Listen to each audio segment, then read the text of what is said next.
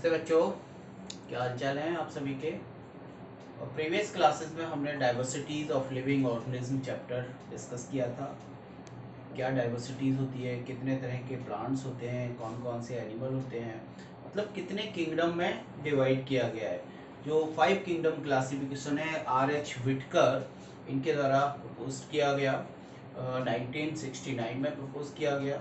इसके अकॉर्डिंग जो है R.H. विटकर ने 5 किंगडम क्लासिफिकेशन प्रेजेंट किया हुआ है। 5 किंगडम क्लासिफिकेशन में सबसे फर्स्ट जो किंगडम आता है वो मोनेरा का आता है, उसके बाद प्रोटिस्टा आएगा, थर्ड नंबर पर फंजाई होगा, उसके बाद प्लांटी, और उसके बाद फिर जो सबसे डेवलप किंगडम है प्लांटी और एनिमेलिया वो आते हैं। एनिमेलिया आएगा 5 नंबर पर। तो इस तरह से हमने कल जो प्रीवियस क्लासेस था उसमें बताया था।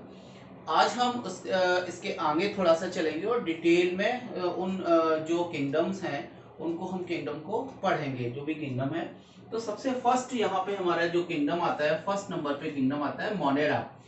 मोनेरा जो किंगडम है उसके अंदर एक तो प्रोकैरियोटिक ऑर्गेनिज्म वाले जितने भी एनिमल होते हैं, जितने भी ऑर्गेनिज्म हैं प्रोकैरियोटिक सेल वाले, उन सभी को यहाँ पर रखा गया है, जगह दी गई है।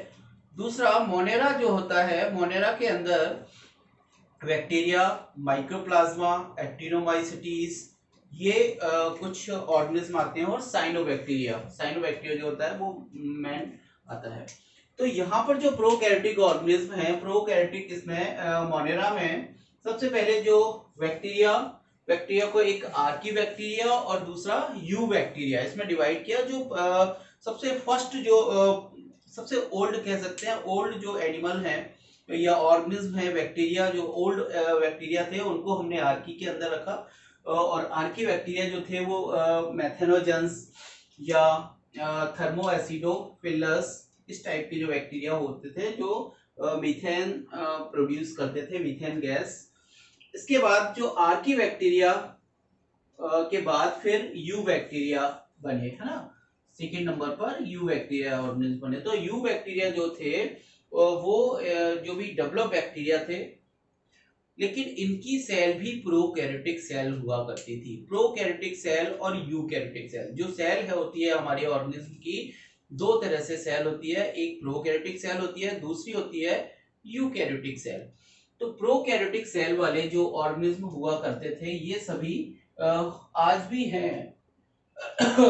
सभी बैक्टीरिया होते हैं, प्रेजेंट होते हैं। जितनी भी डिसीज जो होती है, कुछ बैक्टीरियल डिसीज होती है, जैसे टाइफाइड है, विब्रियो हेजा है, कोलेरा है, तो ये सभी जो है वो टीबी है। तो इस तरह की जो डिसीज होती है वो सब बैक्टीरिया से के द्वारा ही होती है। कुछ वायरल डिसीज होती है, तो वायरल डिसीज वायरस के द्वारा होंगी, बैक्टीरियल डिसीज बैक्टीरिया के द्वारा होंगी। जब बहुत अंतर होता है इनमें, वायरल डिसीज और बैक्टीरिया डिसीज में। हम नाम अमूमन ले देते हैं जीवाणु और विषाणु या बैक्टीरिया, वायरस, लेकिन इनमें बहुत ज्यादा डिफरेंस होता है, बहुत ज्यादा अंतर होता है। बैक्टीरिया साइज के अकॉर्डिंग वायरस से बहुत ज्यादा बड़े होते हैं। जैसे अभी एक कॉलेरा, अभी एक जो डिसीज फैली हुई है कोरोना, तो वो किसके द्वारा है? वायरस के द्वारा है। तो वायरस, इसकी मेडिसिन, वायरस से जो डिसीज होती है उनकी मेडिसिन काफी ज्यादा रिसर्च के बाद फिर हमको मिलती है। और दूसरी चीज, बैक्टीरिया साइज के अकॉर्डिंग वायरस से बहुत ज्यादा बैक्टीरिया बड़े होते हैं, इसलिए उनकी जो मेडिसिन है सर्च करने में आसानी हो जाती है, क्योंकि जो भी मेडिसिन होती है वो उस बैक्टीरिया के समान ही कोई दूसरा बैक्टीरिया होगा उसी से तैयार की जाती है। तो यहाँ पर जो एक हमने बैक्टीरिया का एक कॉमन स्ट्रक्चर बनाया हुआ है, इस तरह का एक बैक्टीरिया होगा। बैक्टीरिया जो है, बैक्टीरिया की बाहर की जो सेल वॉल है, सेल वॉल होती है, और ये जो इसमें प्लाज्मा मेम्ब्रेन भी मिलेगी। यहाँ पर एक स्पष्ट न्यूक्लियस नहीं होता। बैक्टीरियल सेल के अंदर एक स्पष्ट न्यूक्लियस नहीं होगा। जो भी इसका न्यूक्लियर मटेरियल होगा वो ऐसे ही बीच में न्यूक्लियस के यहाँ पर ऐसे ही पड़ा होगा, है ना। इसके बाद यहाँ पर मैसेंजर आरएनए भी मिलेगा, उसके ऊपर राइबोसोम्स भी होंगे, यहाँ पर एक मीजोसोम्स भी स्ट्रक्चर पाया जाता है, मीजोसोम्स भी होगा। ये जो मीजोसोम्स होता है ये यूकैरियोटिक जो सेल होती है इसके माइटोकॉन्ड्रिया जैसे ही कार्य करता है इसमें, है ना। तो इस तरह से ये यहाँ पर होता है। दूसरा, कुछ फ्लैजिला भी मिलेंगे, जो बैक्टीरिया होगा उसमें फ्लैजिला भी मिलेंगे। जो फ्लैजिला जो होते हैं वो मूवमेंट के लिए यूज होते हैं। तो इस तरह से ये एक प्रोकैरियोटिक सेल का स्ट्रक्चर है, चाहे हम उसको प्रोकैरियोटिक सेल बोल सकते हैं या फिर उसको हम बैक्टीरियल सेल भी बोल सकते हैं। ओके, जो बैक्टीरिया होते हैं, ये बैक्टीरिया एक तो वैसिल इसके साइज जो होता है, ओ सॉरी सेप जो होगा वो बैसिलस टाइप का सेप होगा, कोकस टाइप का सेप होगा और स्पाइरिलम नाम साइज का सेप होगा। कोकस जैसे कोई राउंडेड बैक्टीरिया है, यहाँ पर छोटा ये बैक्टीरिया है, गोल आकृति का है, उसको हम कोकस बोलेंगे। ओके, अगर ये बैक्टीरिया रॉड सेप है, इस तरह से एक रॉड के सेप जैसा बैक्टीरिया होता है, तो इसको हम बोलेंगे बैसिलस। और यदि ये बैक्टीरिया इस तरह का है, सर्कलाकार है, तो उसको हम बोलेंगे स्पाइरिलम। तो इस तरह से ये अलग अलग आकृति के होते हैं। एक कॉमा सेप बैक्टीरिया भी होता है, तो ये आगे होते हैं। दूसरा, ये जो बैक्टीरिया होंगे यदि वो ग्रुप में पाए जाते हैं, सिंगल होते हैं, तो माइक्रोकोकस बोलेंगे उसको। यदि वो ग्रुप के अंदर होंगे तो उसको हम डिप्लोकोकस बोलेंगे। यदि वो 4 ग्रुप में होंगे इस तरह से, तो हम उसको टेट्राड बोलेंगे। यदि वो चेन के रूप में पाए जाएंगे तो इसको स्ट्रेप्टोकोकस बोलेंगे। इस तरह से बैक्टीरिया को हम बोल लेते हैं। ओके, स्ट्रेप्टोकोकस या स्ट्रेप्टोबैसिलस, अगर वो रॉड से बैक्टीरिया चेन में लगे हुए हैं तो उसको बोलेंगे स्ट्रेप्टोबैसिलस बोलेंगे। तो इस तरह से ये बैक्टीरिया होते हैं। यहाँ पर जो बैक्टीरिया होंगे इनके अंदर सेक्सुअल रिप्रोडक्शन भी होता है, असेक्सुअल रिप्रोडक्शन भी होता है। असेक्सुअल रिप्रोडक्शन क्या होता है कि एक बैक्टीरिया से कहीं टूट कर दूसरा बैक्टीरिया तैयार हो जाए, वो असेक्सुअल बैक्टीरिया असेक्सुअल रिप्रोडक्शन में आ जाएगा।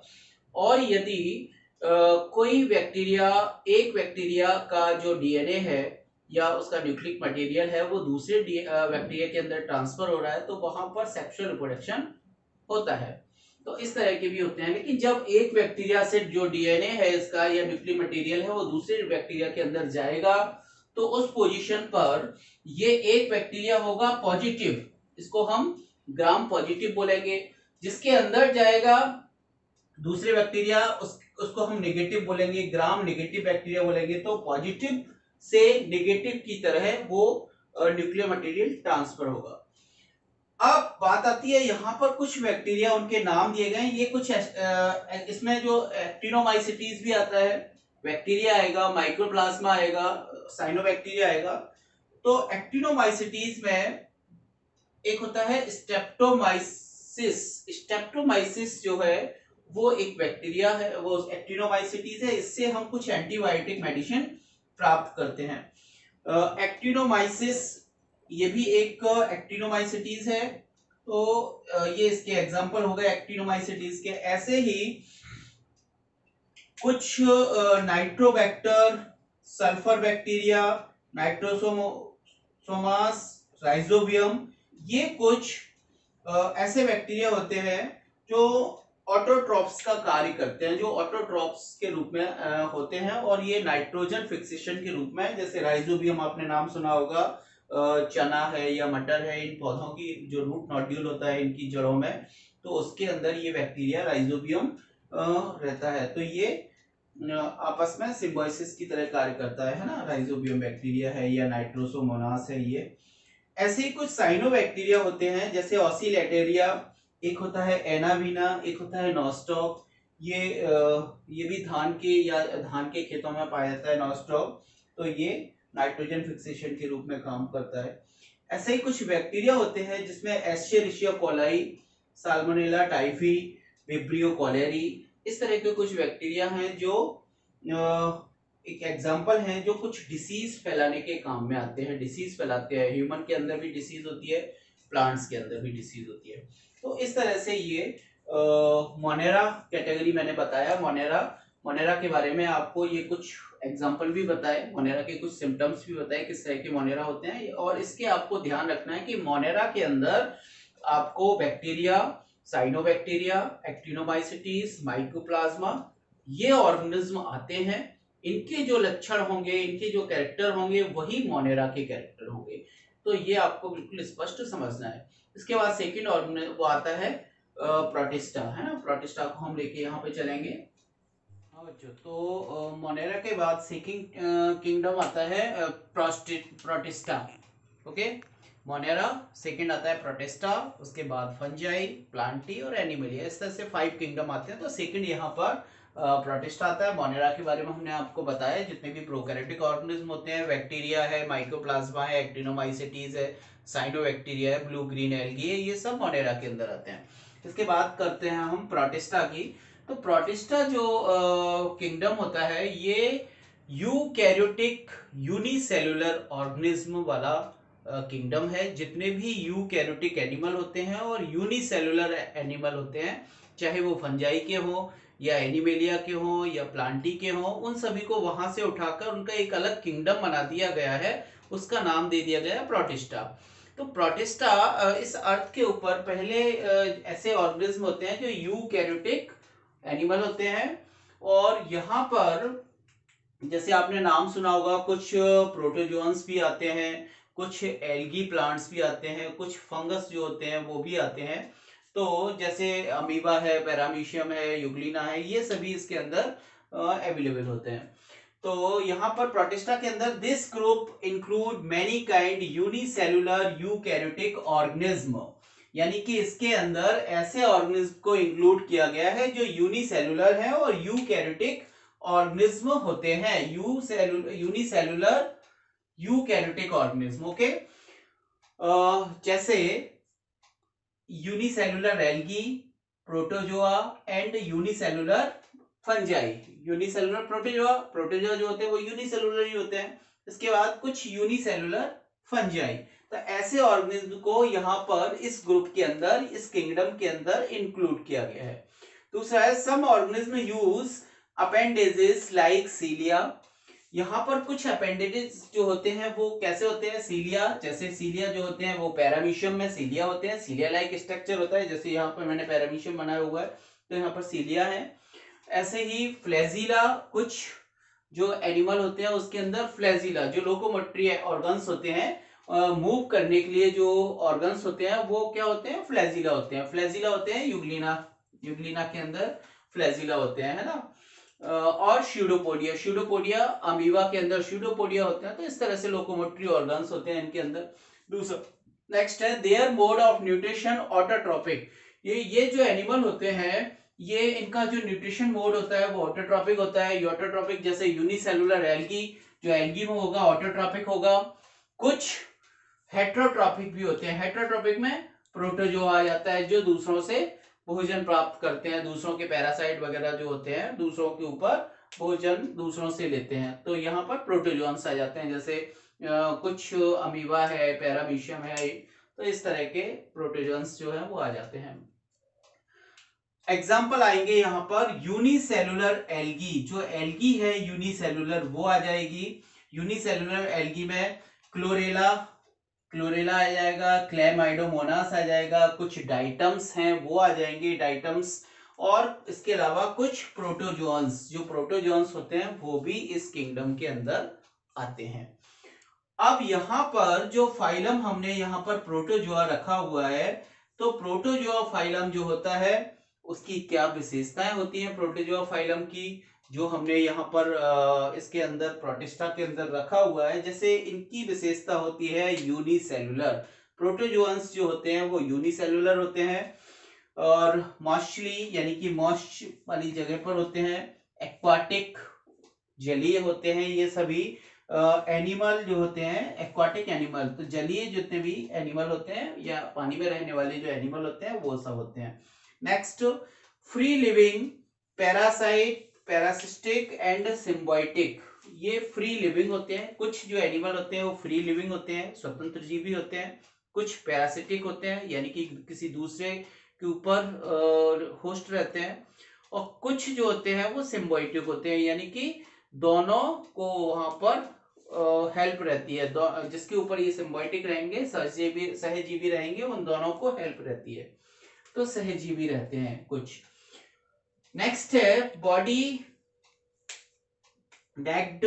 कुछ की बॉडी जो होती है वो नेक्ड होती है, कुछ की कवर्ड होती है। कवर्ड भी होगी तो वो पॉलिकल के द्वारा कवर्ड होगी, या फिर हार्ड सेल, है ना, पॉलिकल होगी, या फिर किसी किसी के ऊपर हार्ड सेल भी होगी। नेक्स्ट है यूनिन्यूक्लिएट। कुछ एनिमल जो होते हैं वो यूनिन्यूक्लिएट होते हैं, यानी कि एक न्यूक्लियस होगा। कुछ बाईन्यूक्लिएट होते हैं, कुछ मल्टीन्यूक्लिएट होते हैं, जैसे पैरामीशियम है तो 2 न्यूक्लियस यहाँ पे होंगे।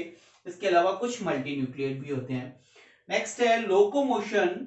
फिंगर लाइक जो लोकोमोशन होता है, यानी कि इनमें जो लोकोमोशन होता है, मूवमेंट होता है, वो फिंगर लाइक स्यूडोपोडिया के द्वारा भी होता है, सीलिया के द्वारा भी होता है, फ्लैजिला होता है, फ्लैजिला के द्वारा भी होता है। इसके अलावा जो न्यूट्रिशन होता है, न्यूट्रिशन मोस्टली जो न्यूट्रिशन होता है वो हेट्रोट्रॉपिक होता है, यानी ऐसे एनिमल जो दूसरों के ऊपर होस्ट रहते हैं, दूसरों से भोजन प्राप्त करने वाले होते हैं, यानी कि यहाँ पर ऑटोट्रॉपिक कम रहेगा और हेट्रोट्रॉपिक जो एनिमल हैं वो ज्यादा रहेंगे। अब यहाँ पर जो फाइलम आता है प्रोटोजोआ, तो फाइलम प्रोटोजोआ को 5 क्लासेस में डिवाइड किया गया है। कौन कौन से यहाँ पर एनिमल आएंगे, कौन कौन से क्लासेस आएंगे। तो सबसे पहला जो क्लास आता है वो होता है मैस्टिगोफोरा।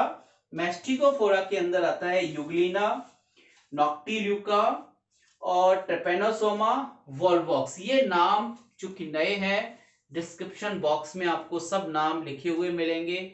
कुछ वहां पर मैंने क्वेश्चन आंसर भी लिखे हुए हैं, उनको भी आप नोट करना। और जिसने भी सब्सक्राइब नहीं किया है सब्सक्राइब करिए इस चैनल को, ओके। तो वहां से आप नोट करिए।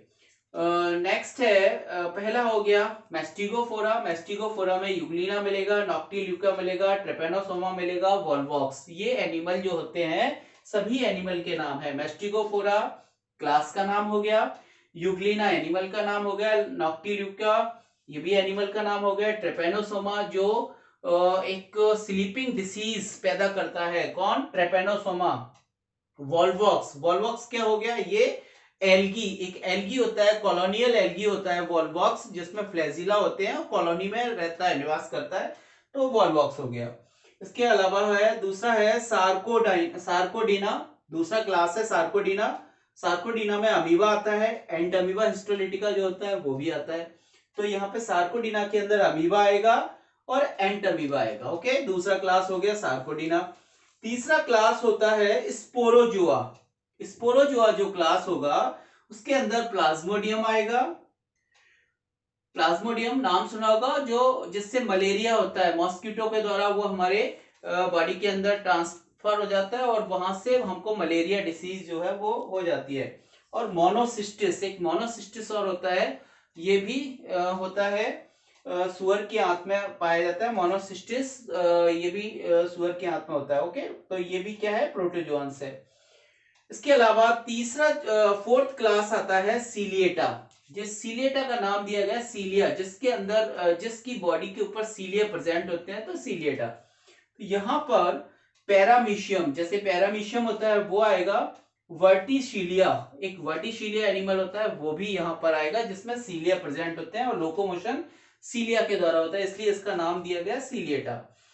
और इसके अलावा है सक्टोरिया। सक्टोरिया में कुछ एफिलोटा, एक एनिमल होता है एफिलोटा, ये आएगा। तो इस तरह के ये 5 क्लास हो गए, मैस्टिगोफोरा, सार्कोडाइना, स्पोरोजोआ, सीलिएटा और सक्टोरिया, ओके। तो इस तरह से ये 5 क्लास हो गए। ये पांचों क्लास किसके हैं, प्रोटोजोन्स के। यहाँ पर कुछ एनिमल भी लिखे हुए हैं और कुछ एनिमल आपको इस वीडियो के लास्ट में भी दिखाई देंगे, तो वो भी आप उनके डायग्राम्स आपको बनाने हैं, जैसे पैरामीशियम है, यूग्लिना है, एंट अमीबा है, हिस्टोलिटिका, ट्रेपेनोसोमा। तो इस तरह के कुछ बहुत इंपॉर्टेंट जो एनिमल होते हैं वो है। तो ये 2 किंगडम आपको मैंने समझाए। पहला किंगडम है मोनेरा, उसमें आपको बैक्टीरिया समझना है कि बैक्टीरिया किस तरह का होता है। जो प्रोकैरियोटिक सेल होती है वो पूरा बैक्टीरिया के अंदर प्रेजेंट होती है। इसके अलावा जो दूसरा होता है वो है प्रोटिस्टा। तो प्रोटिस्टा के अंदर ऐसे एनिमल होंगे जो यूनिसेलुलर यूकैरियोटिक एनिमल होंगे, ओके। तो इस तरह से ये एक वीडियो के अंदर मैंने 2 टॉपिक लिए हुए हैं, किंगडम प्रोटिस्टा और किंगडम मोनेरा। इसके बाद नेक्स्ट हम वीडियो के अंदर और भी जो किंगडम है, फंजाई है, प्लांटी है और एनिमलिया, उनको भी लेंगे। तो इसको आप पूरा कवर करिए और जिसने भी चैनल को सब्सक्राइब नहीं किया वो चैनल को सब्सक्राइब करिए, ओके, थैंक यू।